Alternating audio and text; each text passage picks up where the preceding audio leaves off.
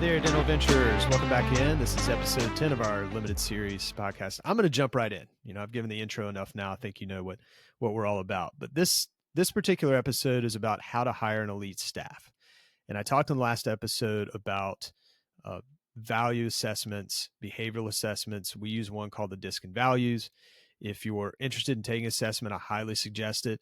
You can go into our show notes and download, and you've got the link right there. It's a 54-page cheat sheet on yourself. I highly suggest going and doing that. You can also set up a discovery call with me, and hopefully you're still following along with your workbook. But today we're going to run right into it, and we're going to talk about how to hire that elite staff. And this is going to take a few minutes, but it's so important. But I will try to keep it short and sweet and to the point. So number one, define your needs. So everybody wants to know what their role and responsibility is. So determine the specific positions not only you need to fill, but you're going to fill 5 years down the road. When that practice is at capacity, develop that organizational chart and build it based on leadership, not management. I know this sounds odd, but leaders lead people, managers manage processes. So if you have a leadership organizational chart, basically you're at the bottom, then you support your leaders that then support the team supports your ideal patient. That is a leadership organizational chart. A manager's organizational chart is everybody's at the top. Here's your CEO, your office manager, your front office lead, your back office lead, and we all manage these people below us, and then we manage the patient. I can promise you in today's day and age, nobody wants to be managed. Think about leadership. But again, back to identifying roles, at capacity, you're going to have 2 dentists, how many hygienists, assistants, admin type people. I highly strong in today's day and age, suggest in today's day and age, having a patient advocate, somebody that's really good at talking with people, that their sole job is to, be in tune with patient satisfaction.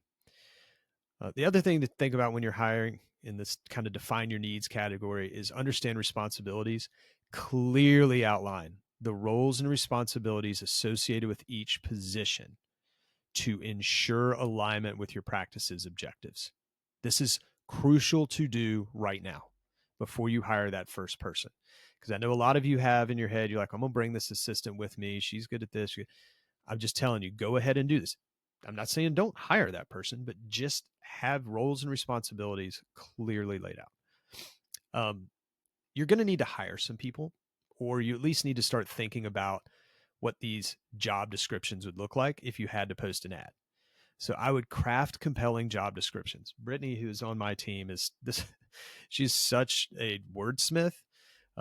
She still loves to use AI, but then she gets it back and is like, this is not going to work. So she goes in there and really spices it up to where it looks good. But there's fun, creative ways to do that.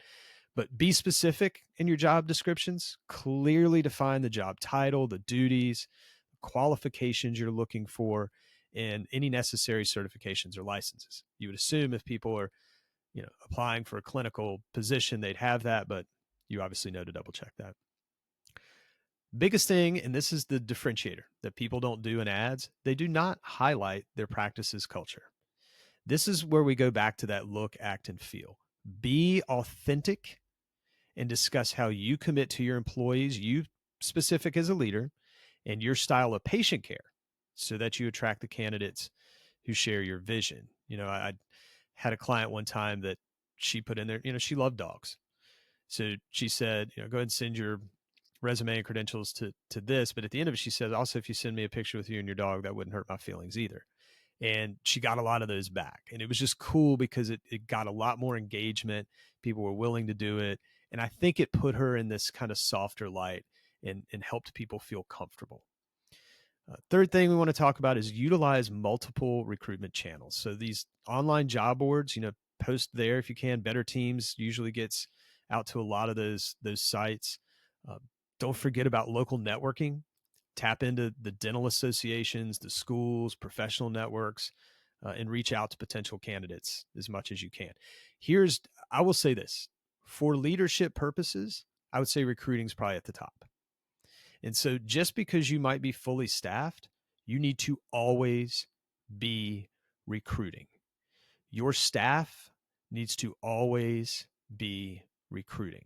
Because even if you don't have a position now, if somebody leaves or all of a sudden you have a demand for another hygienist or another assistant, you're just opening that drawer and be like, oh, here's the 10 people I interviewed over the past year. Let me see what their situation is. This is how the good coaches in sports always continue to hire great people, is they've already got that lined up. Make sure you are always recruiting. You can always, ask for referrals, ask colleagues, do they have any qualified candidates they've interviewed who'd be a good fit for your practice? Lots of times they couldn't take somebody, but know somebody that's great that's out there. The other thing, and I know I mentioned this earlier, you're going to take them with you. There may be some legal or ethical questions here, but if you have a great assistant or someone else in your office, make sure make sure they know you're leaving, kind of gauge that interest, but don't necessarily offer them anything if they don't seem overly optimistic to join you. Just be careful in how you do that. You don't want to burn bridges.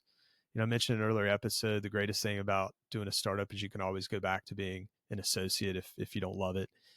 Don't burn that bridge. But definitely, if you've got quality people that you're going to take care of better than where you're at, I think that's okay. Conduct thorough interviews. So make sure that your interviews are structured. Develop a set of standardized questions. Assess the candidate skills, experience, culture fit. All of that is incredibly important. Ask those behavioral questions, like situation and behavioral questions, to evaluate their problem solving abilities. You got to know how they communicate, and also sort of what are they going to be like with the interpersonal dynamics of your office. That's why those assessments are key. And then that's, again, role specific assessments. I consider these practical assessments. Some people call them working interviews. You know, that's up to you.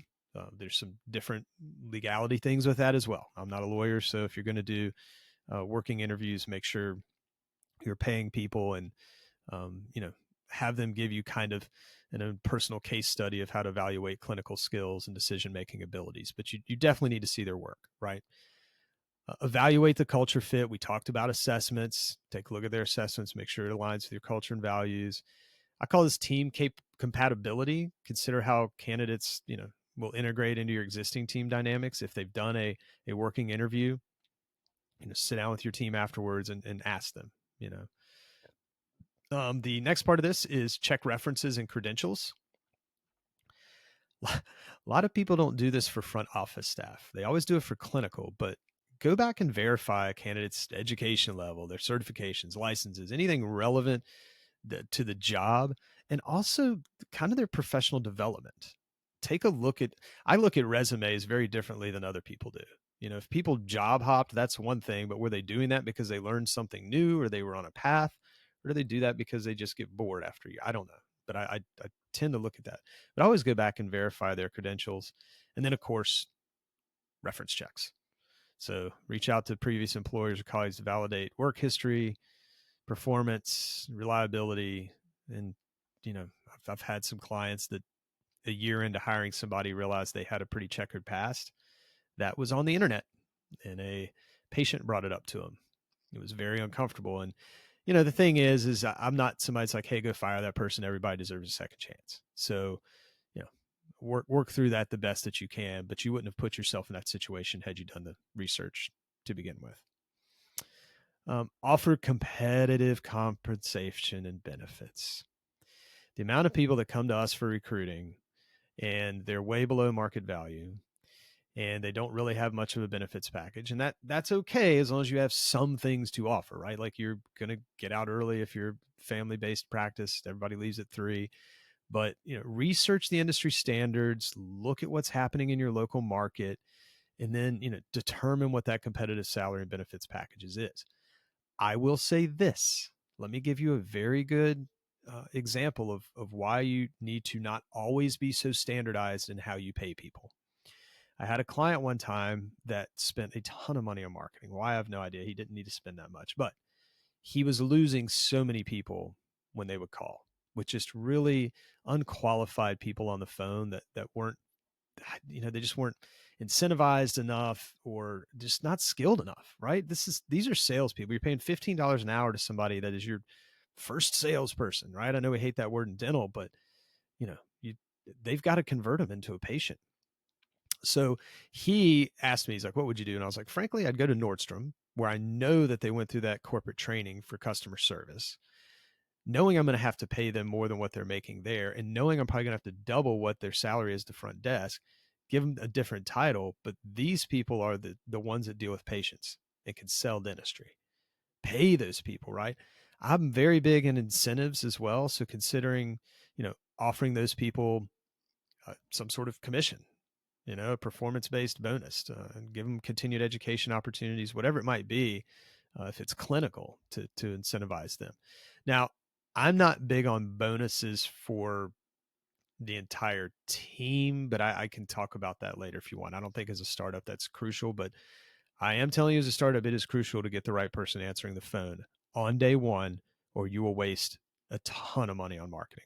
You're going to spend more money in the beginning of your practice than you ever will on marketing. Have the right person. So many people are like, well, my husband or wife is going to do it. I've got a friend coming in because she's got some time when her kid's off school.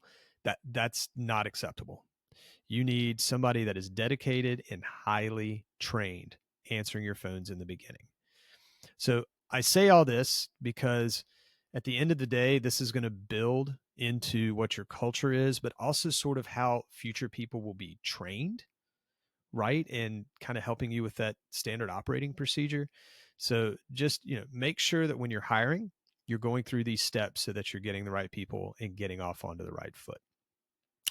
So, episode 11, we're going to tackle what a great patient experience is by developing a strong internal communication strategy. I'm not going to go through all the tips that you already know. This is going to be basic and quick, but I just want to make sure that you're thinking about that as you're planning and putting together your platform for your new startup.